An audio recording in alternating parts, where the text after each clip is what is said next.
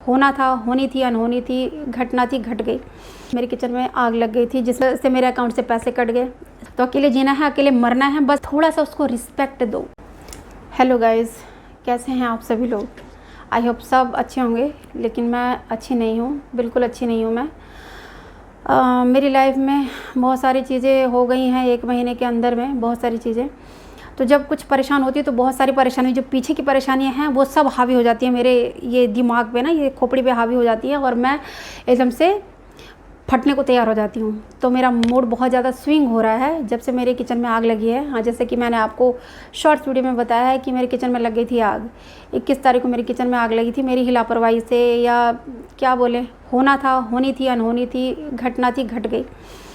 तो 21 तारीख को मेरे किचन में आग लग गई थी जिसमें मेरी चिमनी जल गई पूरी तरह से ख़त्म और सब किचन बेकार हो गया है। थोड़ा से लकड़ियाँ जल गई हैं और पीओपी सारा उखड़ गया। वहाँ बहुत बड़ा हादसा होते होते बचा, भगवान ने बचा लिया। से मैं बहुत डिप्रेशन में हूँ। तब से मेरे को इतना, एक तो अकेली रहती हूँ, फौजी की बीवी हूँ, तो अकेले ही मुझे लग रहा है जीना है और अकेले ही मुझे लग रहा है मरना भी है। तो अकेले जीना है, अकेले मरना है। बस एक शादी हो गई है तो एक शादी का ये लग गया है बस, लेकिन बाकी सब कुछ अकेले ही करना है।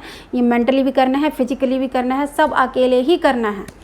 तो मुझे बहुत गुस्सा आ रही थी, बहुत टाइम से हस्बैंड से तो बात नहीं हो रही थी। कल मैंने बहुत अच्छे से बात की उनसे, कल बहुत जितनी मन की भड़ास थी ना वो सब अच्छे से निकाली।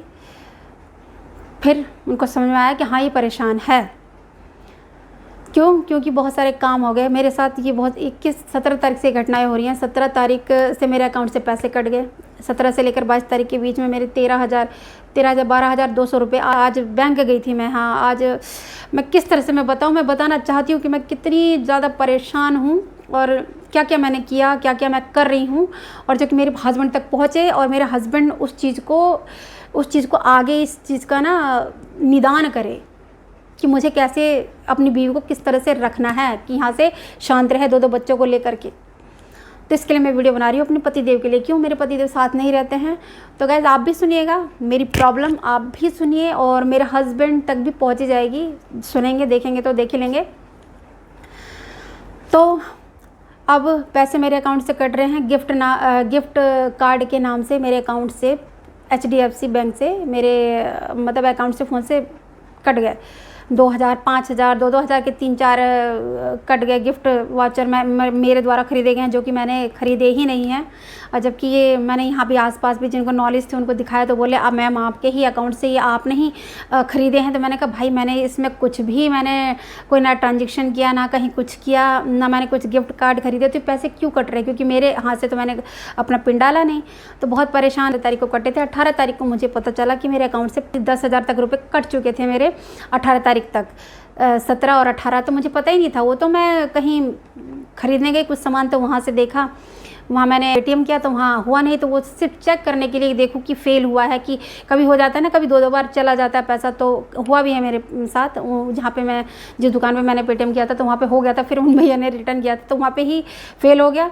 तो फिर मैं दोबारा देखने के लिए मैंने वो स्वाइप किया उसको, तो देखा कि इतने सारे ये पैसे कट चुके हैं मेरे अकाउंट से। तो मैंने उन्हीं भैया को दिखाया, मैंने कहा भाई ये क्या चीज़ है? देखिए, तो ये मैंने कुछ किया ही नहीं है, ये ना ट्रांजेक्शन किया है, ना कुछ गिफ्ट खरीदी, क्या चीज़ है? क्योंकि मेरे लिए तो वो नया ही था। गिफ्ट कार्ड में पहली बार सुनी थी कि गिफ्ट कार्ड क्या चीज़ होती है, ऑनलाइन ये परचेज़ करना। या आपके ही अकाउंट से आपने वो किया? मैंने कहा कुछ नहीं किया। तब से मैं परेशान चल रही थी। देखिए, 17 तारीख को घटना हुई, ये 18 तारीख को बैंक का ये जो कट रहे हैं पैसे, उसके बाद उस चीज़ में मैं बहुत परेशान थी कि पैसे कट गए, इतने पैसे कट गए, क्यों कट रहे हैं, क्या कट रहे हैं। इसके लिए फिर मैंने जो मुझे बैंक मैनेजर मिला हुआ है जो मेरा, तो उसको मैंने फ़ोन किया। तो वहाँ फ़ोन किया कि ऐसे ऐसे मेरा ये पैसे कट गए। तो उसने कंप्लेंट दर्ज की वहाँ। फिर उसने कहा कि मैम आप, एक नंबर दिया उसने कि आप यहाँ कंप्लेंट दर्ज कीजिए। तो वहाँ मैंने कंप्लेंट करने की कोशिश की, लेकिन मुझसे नहीं हुआ। वो मुझे समझ नहीं आ रहा था कि क्या करना है। तो वो फिर मैं वहाँ परेशान होकर के मैं एकदम वो हो गई कि मैं करूँ क्या करूँ इसको, क्योंकि UPI मुझे ब्लॉक कराना नहीं था, क्योंकि पैसे थे नहीं और मुझे पैसे निकालने थे। तो फिर मैंने अगले दिन 21-22 तारीख को मैंने सारे अपने अकाउंट से पैसे निकाल लिए, जितने भी मेरे पैसे थे उसमें सिर्फ 61 रुपीज़ छोड़ दिए। और जब तक मैं पैसे निकालने गई तब तक पीछे से 2,000 रुपये और कट गए। 22 तारीख को, 22 मई को। तो फिर मैं वहाँ परेशान। 22 मई को, हाँ, और 21 मई को तो बताइए कि 21 मई को आग लगी। 2 दिन तो ये हुआ, 19 परेशानी चल रही थी। फिर 21 मई, फिर उसके बाद हस्बैंड से भी कोई वो नहीं रहता। हस्बैंड भी पूरा वो थे, पूरा उनसे भी अच्छे से झगड़े होते रहते। तो ये जो बीवियाँ रहती हैं ना, फौजियों की बीवियाँ, तो फौजियों को कम से कम सोचना चाहिए कि बीवी अकेले रहती है, बच्चों को संभाल रही है, घर देख रही है, सब अंदर बाहर का सब कुछ कर रही है, टोटल सोने से लेकर के खाने पीने का लेकर के एडमिशन से लेकर सब कुछ कर रही है। तो थोड़ा सा उसको रिस्पेक्ट दो, थोड़ा सा, बस इतना सा इज्जत सम्मान दे दो, थोड़ा सा उसको क्रेडिट दे दो कि हाँ तुम संभालती हो, तुम करती हो। तो वो बीवी जो है ना, वो बीवी पता नहीं वो कितनी गदगद हो जाएगी, और उसको एहसास भी नहीं होगा कि वो सब कुछ कर रही है। और मतलब कि ये जो क्या बोलते हैं, ये भारी भारी काम भी आसान लगने लगते हैं, लेकिन ऐसा होता नहीं है। मेरे पति हर चीज़ में तानों का डोज देते हैं। वो जो डोज होता है तानों का, ऐसे बनाते हैं और ऐसे फेंक के मारते हैं डोज। तो जब वो डोज मिलता है तो यहाँ और यहाँ ब्लास्ट होने को होता है। तो वो चीज़ फिर बहुत अब फटने को हो रही है बहुत। तो बेसिकली ये हस्बैंड के लिए ही है। बहुत बुरी कंडीशन चल रही है। जब से हमारे पापा ख़त्म हुए हैं, इस दुनिया में से छोड़ के गए हैं, तब से तो मेरे पति को भी पता नहीं हुआ क्या है, क्या हो गया है, पगला गया है कि क्या हो गया है, थोड़ा सा बीपी क्या बढ़ गया, सबको ही बीपी का मरीज ही बना के छोड़ेंगे वो। तो बहुत गुस्सा करने लगे हैं, बहुत गाली गलौज बुरी तरह से। तो ये सब हो रहा है लाइफ में। तो ये सब परेशानियाँ चल ही रही हैं। तो ये सब हो गया तो मैं इतना वो हूँ ना, क्या बोलते हैं, मेंटली इतना मैं परेशान हो रखी हूँ कि यहाँ कोई नहीं। पति देव ने यहाँ सेटल किया था हमको गाज़ियाबाद में कि तुम्हारा मायका है, तुम्हारे सब परिवार यहाँ पे, अब कोई नहीं रहता, अब यहाँ वीरान पड़ा है, यहाँ कोई नहीं रहता। कोई रिश्तेदार है भी तो उनसे कोई वास्ता नहीं है यहाँ, और मम्मी तो छोड़ के चली गई, अब कौन आया भाई। तो गाइज़ मेरा बेटा आ गया था तो कंटिन्यूटी टूट गई। पता नहीं क्या क्या मैं फ़्लो में कह रही थी, फिर मैं अब दिमाग से निकल गया क्या है। तो हाँ, आज मैं गई थी बैंक, क्योंकि मुझे कंप्लेंट करना था वहाँ पे भी जाके। ऑनलाइन तो कंप्लेंट कर ही दी थी, फिर मुझे बैंक भी जाना था। तो आज मैं 2 जगह गई बैंक। एक मुझे ATM, SBI का ATM भी अप्लाई करना था। मैंने तो पहले मैं गई HDFC बैंक में, वहाँ कंप्लेंट किया, वहाँ एप्लीकेशन लिख करके डाला कि ऐसे ऐसे मेरे अकाउंट से पैसे कट रहे हैं। तो UPI ब्लॉक किया, वहीं पे ब्लॉक किया मैंने, UPI भी ब्लॉक कर दिया अपना, UPI पिन। और उसके बाद कंप्लेंट डाल करके और आ गई। फिर 3 दिन बाद बुलाया कि 3 या 4 दिन बाद आप मैम आ जाइएगा एक एप्लीकेशन लिख करके। तो फिर 3-4 दिन बाद फिर जाऊंगी वहाँ पे, ताकि अपना UPI अनलॉक करा सकूँ जो ब्लॉक कर दिया है।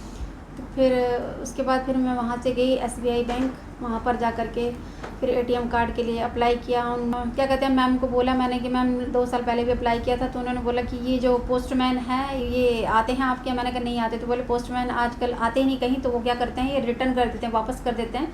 तो फिर इसी ब्रांच से मिलेगी 1 महीने बाद। अगर 15 दिन तक आपके पास ATM कार्ड नहीं आया तो फिर यहीं ब्रांच में 1 महीने बाद आ करके ले जाइएगा, मतलब मिल जाएगा। तो पहले तो मिला नहीं था, अभी इस बार जाकर देखती हूँ, क्योंकि चाहिए भाई, कहीं ऐसा फ्रॉड होने लगे तो एक कम से कम दूसरा ATM तो होना चाहिए ना, एक काम ना करे तो, क्योंकि बहुत दिक्कत हो जाती है पैसों की। तो फिर बस ये सब काम करके आई। और कल मैं लेकर के आई थी ग्रॉसरी का सारा सामान, क्योंकि सब ख़त्म हो चुका था, सब चावल एकदम नील था सब कुछ। और यहाँ आसपास जो दुकानें रहती हैं तो वहाँ पे जो आप जैसे हम लोगों को वैसे बिग बाज़ार में या कहीं वैसे सस्ती मिल जाती हैं जो चीज़ें, वो यहाँ पर मुझे लग रहा है कि डबल 1.5 गुना रेट में, डबल रेट में देते हैं यहाँ पे। तो चावल वावल का रेट तो पूछिए मत। अगर मंडी से लाना हो तो वहाँ से लेके आइए। वैसे मैं मंडी तो नहीं जाती, मैं जाती हूँ वहीं विशाल से चली जाती हूँ, नहीं तो बिग बाज़ार चली जाती हूँ, वहाँ से लेकर के आती हूँ। सस्ते पड़ जाते हैं चावल, अच्छे चावल जो हैं सही पड़ जाते हैं, सही रेट में पड़ जाते हैं। मैं कल बहुत सारा ग्रॉसरी लेके आई। 7:30 बजे गई थी शाम के टाइम, और आई हूँ 9:30 बजे। 9:30 बजे घर पहुँची हूँ मैं, क्योंकि भीड़ बहुत ज़्यादा थी। मुझे बहुत ज़्यादा सामान नहीं लेना था, जो था मेन चावल था, और बाकी थोड़ा मोड़ा वो सब किचन का मसाले वगैरह ये सब। तो और बाकी सब मैंने कैंसिल भी कर दिए। मैंने कहा कि बहुत सारा हैवी हो जा रहा था, क्योंकि 20 किलो तो मैंने चावल ही ले लिए थे, और बाकी आधा किलो और सब कुछ चीज़ें ले ली। तो मैंने कहा भैया उठा के लेके जाऊंगी कैसे मैं, मतलब ऑटो तक ही या फिर कैब तक कैसे लेके जाऊंगी इसको। तो फिर मैंने वहीं पे कम कर दिया, वो मैंने वो बिलिंग ही नहीं कराई, उसको रख दिया। मैंने कहा अब दोबारा आऊँगी फिर ले जाऊँगी। तो हेडेक चल रहा है बहुत बुरी तरह से। तो मैंने सब कर लिया। तो पतिदेव से कल मैंने बोला छुट्टी के लिए, बोला था कि छुट्टी आएंगे, इस आस में थी कि छुट्टी आएंगे इस महीने के 6 तारीख के बाद चुनाव हो जाएंगे, तो उन्होंने बोला कि छुट्टी वुट्टी मिल जाएगी तो इस वीक में शायद आ जाएंगे। तो मैंने भी होप बना ली थी कि हाँ भाई आ जाएंगे तो सारा मेरा काम संभालेंगे, इसलिए मैं एटीएम जो मुझे अपना वो अप्लाई करना था और जो मुझे कंप्लेंट करना था, इसलिए मैं स्थगित कर रखा था कि मैंने कहा चलो वो आ जाएंगे तो उन्हीं के साथ ही कर लूँगी, कोई दिक्कत नहीं, 10 दिन की तो बात है। लेकिन जब पता चला कल कि नहीं ही आ रहे हैं, सरकार को छुट्टी नहीं मिल रही है सरकार द्वारा, तो फिर मैंने कहा अब मैं बलबला गई एकदम से, बहुत गुस्सा आई मुझे कि हाँ अब सब कुछ मुझे करना पड़ेगा, धूप में भाग दौड़ करनी पड़ेगी और उसके बाद फिर ताने भी सुनने पड़ेंगे पति से। धूप में भाग दौड़ तो मैं कर लेती, लेकिन धूप में जाने के बाद भी ताने ये मैं नहीं सुन सकती, तो इसलिए मैं कल बहुत बलबलाई, बहुत गुस्सा किया और फाइनली आज तो सब करके ही आई हूँ, फिर उसके बाद फिर जाना है। तो ये था आज का मेरा दिन का सारा हाल, जो ऐसा दिन बीता आज मेरा। पतिदेव बहुत गुस्सा होंगे, कोई बात नहीं, आदत पड़ गई है, सुन लेंगे 2-4 और। Okay guys, bye. तो एक लास्ट में बात कहना चाहूँगी आप लोगों से कि आप अपना फ़ोन प्लीज़ अपने बच्चों को मत दीजिए, उसमें गेम डाउनलोड करने मत दीजिए, क्योंकि गेम के द्वारा ही पैसे कुछ ना कुछ बच्चे ऐसे कुछ क्लिक कर देते हैं जिससे कट जाते हैं। जहाँ तक मैंने दिखाया अपने फ़ोन में जो गिफ्ट कार्ड कटे हैं, ये शायद गेम खेलते वक्त ही बच्चों से कुछ क्लिक हुआ है और उससे कटा है शायद से। अभी कंप्लेंट कर दिया है तो अभी बताएंगे कि देखो अगर वापस हो जाते, रिटर्न हो जाते तो अच्छी बात है, नहीं तो गए पैसे, 12-13 हज़ार रुपये मेरे गए पानी में। तो फ़ोन ना दीजिए बच्चों को, और जिसमें आपका ये बैंक का काम है वो फ़ोन तो बिल्कुल ही मत दीजिए। तो बस गाइस इतना ही।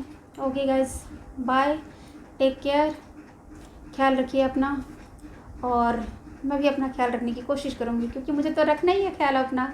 Okay bye.